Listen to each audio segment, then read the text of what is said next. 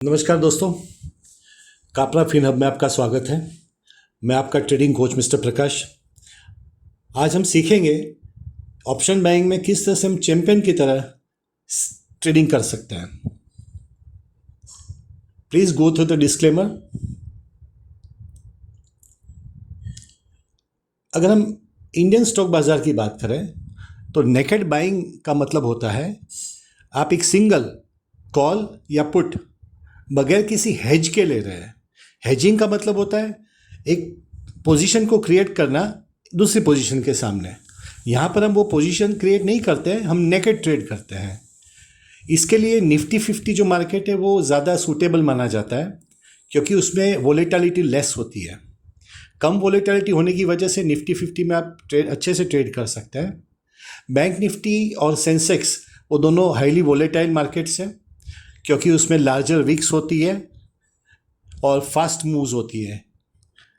Vicks का मतलब है जो नीचे शेडो बनता है, जो पूंछ होती है वो होती है। अगर आप उसके बारे में ज़्यादा समझना चाहते हैं तो हमारे कैंडल स्टिक के कोर्स को ज़रूर से रेफ़र कीजिए।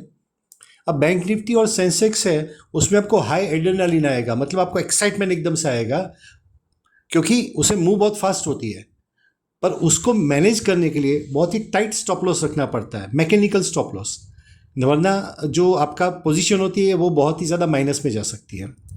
अब यहाँ जो गोल है हमारा नेकेड, अगर हम ट्रेड करना चाहते हैं तो गोल क्या होता है? हम लोग मे बी मतलब हो सकता है पे काम नहीं करते हैं, हम लोग मोमेंटम को फाइंड करते हैं और हम मोमेंटम को ट्रेड करते हैं। अगर मार्केट साइडवेज हो जाता है तो उस टाइम में उस दौरान हम बिल्कुल ही ट्रेड नहीं लेते हैं। अदरवाइज क्या होगा, साइडवेज मार्केट होता है वो अपने ऑप्शन के प्रीमियम को इरोड कर डालता है, उसको कम कर डालता है, उसमें लॉसेस की संभावना बढ़ जाती है। जब इसके जो हमने स्ट्रेंथ और वीकनेस को समझने के लिए हम इसमें 3 पैरामीटर्स को यूज़ करेंगे इस कोर्स में। जो पहला पैरामीटर है वो है प्राइस एक्शन एंड वॉल्यूम, दूसरा जो है वो वीवेप है और तीसरा हम सपोर्ट और रेजिस्टेंस को लेके चलेंगे। जो प्राइस एक्शन है उसमें हम कैंडलस्टिक पैटर्न्स को ट्रेड करें समझेंगे। वीवेप वॉल्यूम वेटेड एवरेज प्राइस का जो एक इंडिकेटर है उसको आप यूज़ करेंगे और सपोर्ट रेजिस्टेंस में मेजर सपोर्ट रेजिस्टेंस वगैरह वगैरह को हम इसको ट्रेड करेंगे। चलिए आगे समझते हैं। प्राइस एक्शन जो है वो कैंडल की जो पोजीशनिंग होती है, candle type of candle making, तो ये जो अलग अलग जो पैटर्न बनती है उसके हिसाब से ट्रेड होता है। इसमें मेनली जो हमें मोमेंटम कैंडल्स जो होती है वो होती है मारुबोजू, जो सबसे बड़ी कैंडल होती है वो मोमेंटम देती है। उसके बाद में जो इंपॉर्टेंट कैंडल जिसे हमें ध्यान में रखनी है वो है bullish engulfing, bearish engulfing, hammers, doji, ये सभी की सभी की लेवल्स पे जो होती है उस पर हमें ध्यान रखना होता है। वहाँ से हम अपने ट्रेड को समझ के आगे बढ़ा सकते हैं। सॉरी, वॉल्यूम स्पाइक्स जो होते हैं उसको समझना ज़रूरी है। अब आप समझिए कि प्राइस जो है वो तो बढ़ गई पर वॉल्यूम नहीं बढ़ा, तो ये इट्स अ ट्रैप, ये आपको ट्रैप कर रहा है। मार्केट आपको इस तरह से कई बार ट्रैप करेगा जब बाजार जो ऊपर चला जाएगा प्राइस के हिसाब से और जो वॉल्यूम है वो बिल्कुल ही ड्राई होगा। तो ऑलवेज जब आप ब्रेकआउट को कंफर्म करते हैं तो वॉल्यूम को ज़रूर से ध्यान में रख के चलिए ताकि हमें पता चले कि बिग प्लेयर्स है, जो बड़े मोटा पैसा लेके जो लोग बैठे हैं वो लोग यहाँ पर इजीली वो पार्टिसिपेट कर रहे हैं, हम ये इजीली समझ पाएँ। ट्रेंड कंफर्मेशन ज़रूरी होता है। ट्रेंड कंफर्मेशन का मतलब है higher high, higher lows, lower high, lower lows, वो जो बन रहा है तो उस हिसाब से हमें अपनी नज़रों से उस चीज़ को देखना है और हमें उस हिसाब से उसको मैनेज करना है। अगर बाजार जो है वह साइडवेज ट्रेंड में जाता है तो उस वक्त हमें ये जो ट्रेडिंग का जो मेथड है नेकेड ऑप्शन बाइंग, वो ऑलवेज अवॉइड करना हमारे फ़ायदे में रहता है। वीवेप एक जो इंस्टीट्यूशनल बेंचमार्क है इंट्राडे ट्रेडर्स का, ये जो वीवेप है ये एक मैग्नेट की तरह काम करता है, या तो इसको आप कह सकते हैं कि ये एक एवरेज प्राइस है जिसमें वॉल्यूम को भी उन्होंने अंदर यूज़ किया हुआ है। अब ये एक ट्रेंड फिल्टर का काम करता है। हम तभी कॉल का मतलब होता है ऊपर, बाइंग पोजीशन ऊपर की तरफ, मतलब ऑन द लॉन्ग साइड, वो हम तभी करेंगे बाई जब प्राइस वीवेप से ऊपर होगी। और हम पुट जो शॉर्ट में जब निफ्टी नेगेटिव होता है वो तभी बाय करेंगे जब निफ्टी वीवेप से नीचे चल रहा होता है। सो इससे हमें एक ट्रेडिंग बायस मिल जाता है। कभी कभी मार्केट होता है वो साइडवेज होता है, उसको हम लोग एक वायर बार्ब वायर में एक तरह का वायरिंग जैसे वो वायर का गुच्छा होता है ऐसे घूमता रहता है वीवेब के अगल बगल में, उस समय हमें मार्केट को अवॉइड करना होता है। हमें स्ट्रेट और बिल्कुल क्लियर मूव चाहिए, तो ही option buying, naked option buying फायदेमंद हो सकता है। इसमें हम देखेंगे एक अच्छी चीज़ है, अगर आप वीवेब पे पुल बैक एंट्री को अगर आप प्ले करते हैं, अगर आप उसमें काम करते हैं, तो उसको रिस्क का रिवॉर्ड आपको बेस्ट मिलता है। जब कभी भी बाजार ऊपर जाके या नीचे जाके वापस वीवेब की तरफ आता है, उसके बाद में आप अगर एंट्री लेते हैं तो possibility of getting a good return is there. चलिए एक बार एग्जांपल देख लेते हैं। यहाँ हम देख रहे हैं ये निफ्टी का चार्ट है, यहाँ पर हम देख रहे हैं वे वीवेब जो है वो ब्लैक लाइन है, तो ये देखिए यहाँ पुल बैक होता है इस कैंडल पे जो फर्स्ट सर्कल है, और वहाँ से फिर कंटिन्यूस हमें नीचे की एक मूवमेंट देखने को मिलती है। बिल्कुल उसी प्रकार से नेक्स्ट डे में अगर हम देखेंगे तो जो सर्कल है उसमें वापस वो रिटेस्ट करता है और फिर एक अच्छी मूव दे जाता है जो मोमेंटम बेस्ड होती है। इस मूवमेंट के दरम्यान ऑप्शन प्राइसेस जनरली अच्छे से बढ़ती है। इसके बाद में हम नेक्स्ट जो लेंगे टॉपिक वो उसका है वह सपोर्ट एंड रेजिस्टेंस।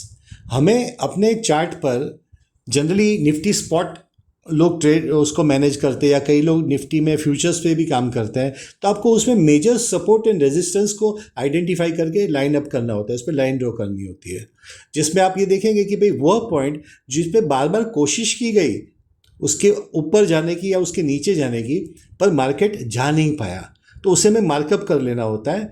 जो ब्रेकआउट सिग्नल होता है वो ऐसा होता है कि जब मेजर सपोर्ट और रेजिस्टेंस जब ब्रेक होता है तो उसके बाद में बहुत फास्ट मूव आती है ऑप्शंस की। पर इसमें ध्यान रखना ये होता है कि कई बार ये मूव फिजल आउट भी हो जाती है।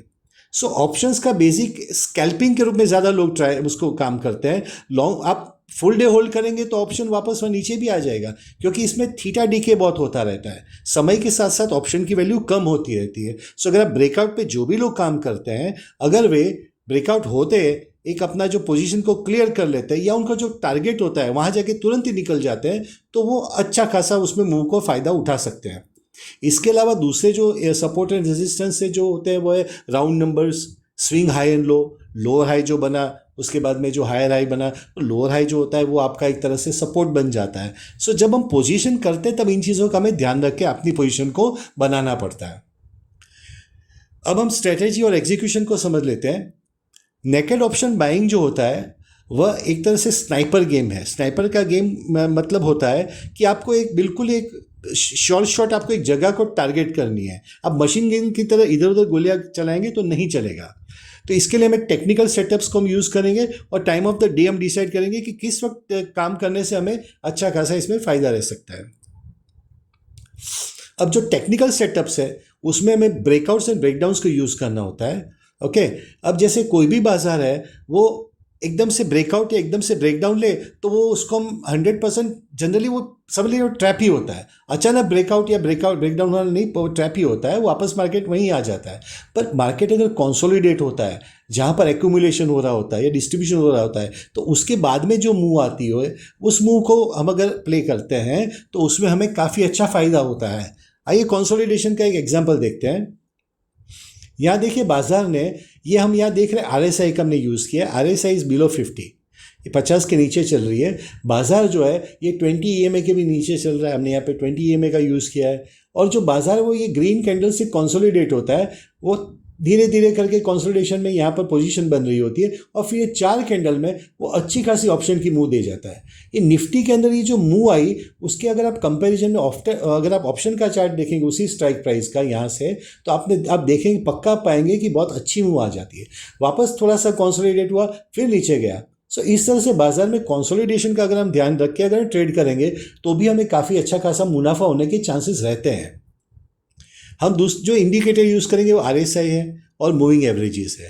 ये हमारे एक कंफर्मेशन के लिए होता है जनरली। इसमें हम क्या करते हैं कि RSI से अगर 50 से नीचे है तो हमारा नेगेटिव बायस हम रखते हैं, अगर 50 से ऊपर है तो हम पॉजिटिव बायस रखते हैं। इसको हमें ट्यून अप करना होता है 20 EMA के साथ। 20 EMA के ऊपर पॉजिटिव, 20 EMA के नीचे मार्केट जो है वो नेगेटिव बायस में है, वो बेयरिश है। और इसके साथ साथ में वॉल्यूम का भी कंफर्मेशन होना ज़रूरी है। वॉल्यूम जो है उसका बढ़ना ज़रूरी है जब कभी भी मूव आपकी ऊपर जा रही होती है। तो चलिए एक बार फिर से उसी चार्ट को हम देख लेते हैं जो इससे पहले हमने देखा था। आप देख रहे हैं यहाँ पर जब हमने कंसोलिडेशन के बाद में जब ये मूव की बात की तो आप देखें कि वॉल्यूम कांस्टेंट बढ़ रहा है। फिर एक छोटी सी ग्रीन कैंडल आती है जहाँ पर ग्रीन वॉल्यूम होता है, उसके बाद में वापस वॉल्यूम का, तो यहाँ पर जो रेड वॉल्यूम कैंडल से वो ज़्यादा है। सो ये हमें दिखाता है कि वॉल्यूम है वो कंफर्म कर रहा है कि मार्केट है वो हमारे डायरेक्शन में, बियरिश डायरेक्शन में जा रही है। और इस वक्त अगर हम ऑप्शन में नेकेड पुट अगर हम बाई करते हैं तो chances of success are more. Timing of day एक और इशू है जिस पे बहुत ही ध्यान देना ज़रूरी है। जनरली लोगों को हैबिट हो गई है, लोग क्या आप गैम्बलिंग के इरादे से या तो इसको एक इन्होंने ये ऑप्शन बाइंग को एक तरह से उनका फुल टाइम ऑक्यूपेशन बना लिया है, तो उसकी वजह से पूरा दिन वो बैठे रहते हैं। बट जनरली पूरा दिन market, option market move rarely रहता है। समझ लीजिए 20 डेज अगर मार्केट है उसमें से आपको 3 या 4 दिन ऐसे आएंगे जब ट्रेंड मार्केट होती है, अदरवाइज साइडवेज ही मार्केट होती है। सो उस कंडीशन में हमने कुछ टाइमिंग हमने देखे, ऑब्जर्व किए और उसको हमने नोट किया कि मॉर्निंग में 9:15 से 10:30 AM में एक हाई वोलेटिलिटी और मोमेंटम का टाइम होता है, उसमें हम लोग क्विक स्कैल्पिंग कर सकते हैं। अगर उसमें सही पोजीशन बनाते हैं और अगर वीवेप से मान लीजिए हमें रीटेस्ट होकर हम मूव होती है, हम उसको हम लेते हैं, तो आपको एक अच्छा प्रॉफिट प्ले कर सकते हैं।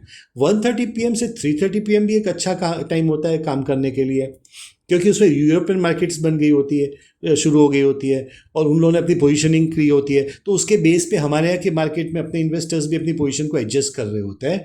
एक्सपायरी डेज मूव भी अच्छे होते हैं। जब आप एक्सपायरी डेज को करेंगे तो उसमें भी आपको काफ़ी अच्छा कर सकता है, पर उसके अंदर आपको जो थीटा इरोजन का बहुत बड़ा नुकसान रह सकता है। सो उसमें आपको बहुत ध्यान से काम करना होता है।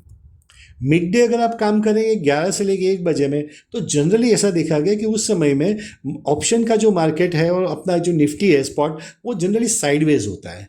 ओके, तो उसमें हमें थीटा इरोजन बहुत होगा, ज़बरदस्त उसमें डीके होगा, प्राइसेस अपनी कटेगी, नीचे जाएगी और ये एक तरह से एक फ्रस्ट्रेशन क्रिएट होता है। मैक्सिमम जो मैंने देखा है इतने मार्केट में, इतने सालों में, करीबन पिछले मैं 15-20 सालों से स्टॉक मार्केट से कनेक्टेड हूँ और बहुत एक्टिवली मैंने पिछले 12 सालों से मैं देख रहा हूँ स्टॉक मार्केट को और उसमें काम कर रहा हूँ।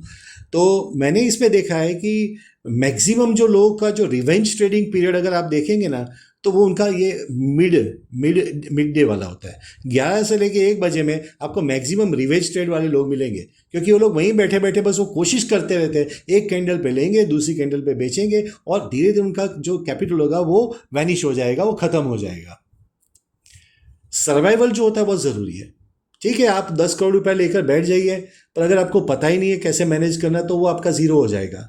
तो उसको मैनेज करने के लिए आप 1,000 रुपया लीजिए, आप 10,000 रुपया लीजिए या आप 10 लाख लीजिए, 10 करोड़ लीजिए, हर एक चीज़ को मैनेज करना ज़रूरी है, अदरवाइज सर्वाइवल नहीं हो सकता है। कैपिटल जो है वो कब उड़ जाए लोगों का पता नहीं चलता है। तो इसके लिए हमने कुछ रूल्स मैंने बनाए जिसको हम इजीली फॉलो कर सकते हैं। देखिए, समझ के इसमें काम करेंगे तो आपका कैपिटल बचा रहेगा। आज कैपिटल बचेगा तो कल आपको 100% काम में आएगा। आज अगर कैपिटल ख़त्म तो कल जब मार्केट तेज़ी पे जाएगा तब आप बैठ के बस सिर्फ उसको देख देख के आपको अफसोस के अलावा कुछ नहीं मिलने वाला है। अब आप यहाँ पे ध्यान दीजिए कि कैपिटल जो है वो आपका 2% से ज़्यादा आपको उसको रिस्क नहीं करना है। मान लीजिए कि आप 1 लाख रुपए के कैपिटल को लेकर बैठते हैं बाजार में काम करने को, तो 2,000 रुपये से ज़्यादा आपको रिस्क नहीं होना चाहिए, उससे लॉस ज़्यादा आपका नहीं होना चाहिए।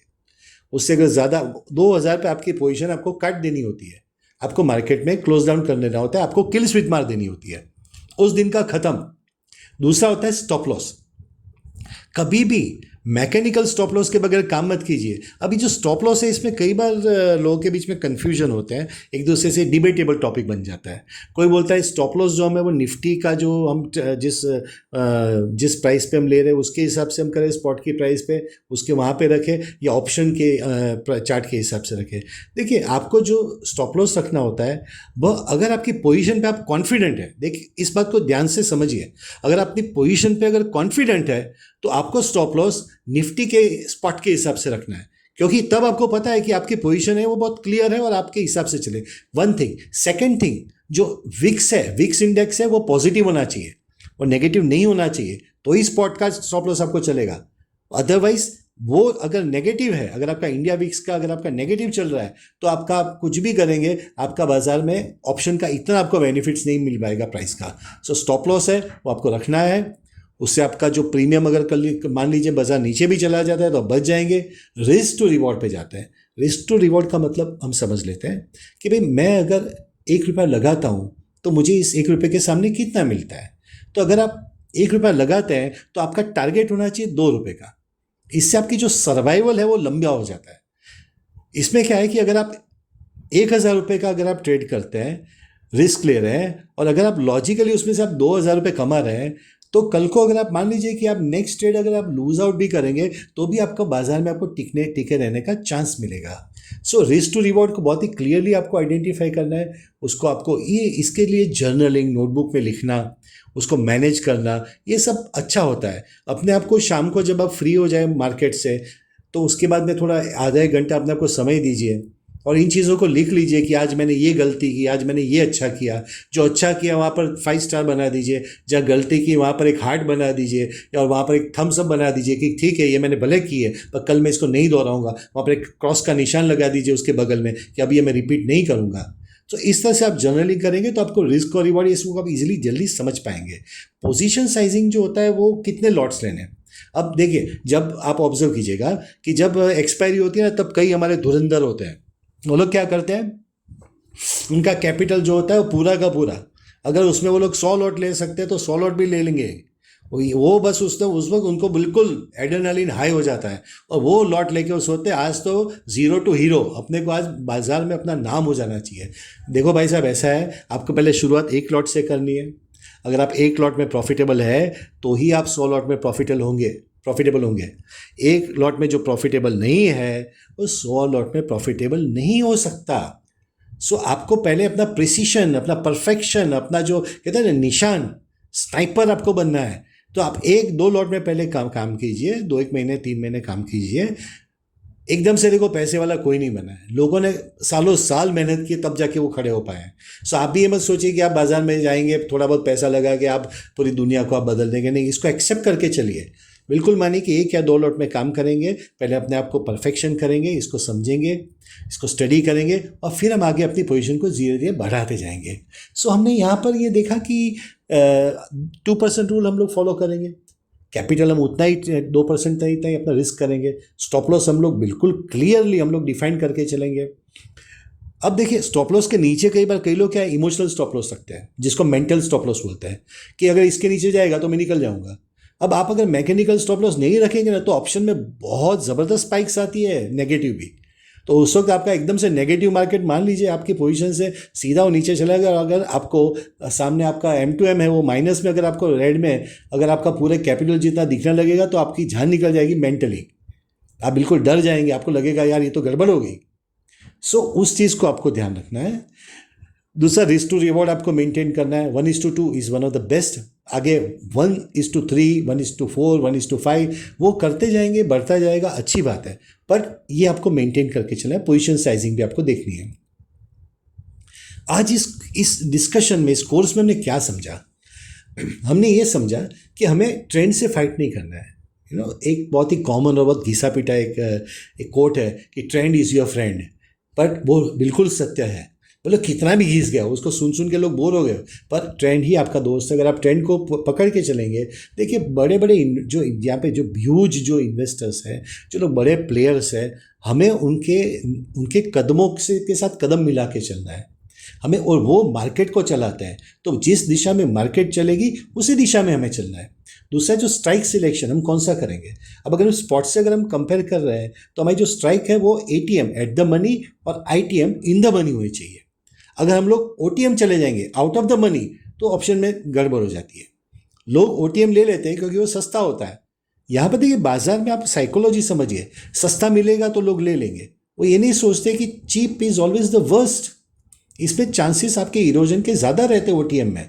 सो हम लोग जो स्ट्राइक सिलेक्शन करेंगे वो एट द मनी या इन द मनी करेंगे। हमारे पास एक एग्जिट प्लान, हम काम शुरू करें उससे पहले होना चाहिए। देखिए, बड़ी बड़ी कंपनियां जब शुरू होती है ना, तो उनके अंदर वो लोग क्लियर कट वो लोग मेंशन करते हैं कि how if a company doesn't work, how to close it down. उसको बंद करने की भी मेथड वो लोग पहले ही डिसाइड करके चलते हैं। ये बात अलग है कि बाद में वो सालों साल कंपनियां चलती रहती, कभी बंद ही नहीं होती। बट ये एग्जिट प्लान जो होता है वो क्लैरिटी ऑफ थॉट होती है। सो हमें भी अपना स्टॉप लॉस क्लियर करना है, अपना टारगेट क्लियर करना है, उसके बाद ही अपनी पोजीशन बनानी है। अब जो एक्सपायरी है वो हम कौन सी लेंगे? जनरली आजकल वीकली एक्सपायरीज हो रही है, आप देखेंगे तो सेंसेक्स और निफ्टी में। तो इस कंडीशन में ट्यूसडे और थर्सडे जो होता है वो एक्सपायरी के दिन होते हैं। सो उन दिनों को आप उन दिनों में ऑप्शन का जो थीटा इरोजन बहुत ही होता है, ऑप्शन की प्राइस काफ़ी की तो ज़ीरो हो जाती है। सो उस कंडीशन में आपको क्या करना है, आपको नेक्स्ट वीक के ऑप्शन के साथ प्ले करना है, आपको करंट वीक के ऑप्शन को अवॉइड करना है। तो उससे क्या होगा कि जो आपका जो डीके है वो नहीं होगा और आप उसमें अपने आप को मैनेज कर पाएंगे। नहीं तो जो करंट वीक का ऑप्शन है वो बहुत जल्दी डीके हो जाएगा, वो बिल्कुल फिनिश हो जाएगा। सो ये कुछ चीज़ें जो हमें ध्यान रखनी है। देखिए, एक बहुत अच्छा कोट है, मैं आपसे शेयर करता हूँ।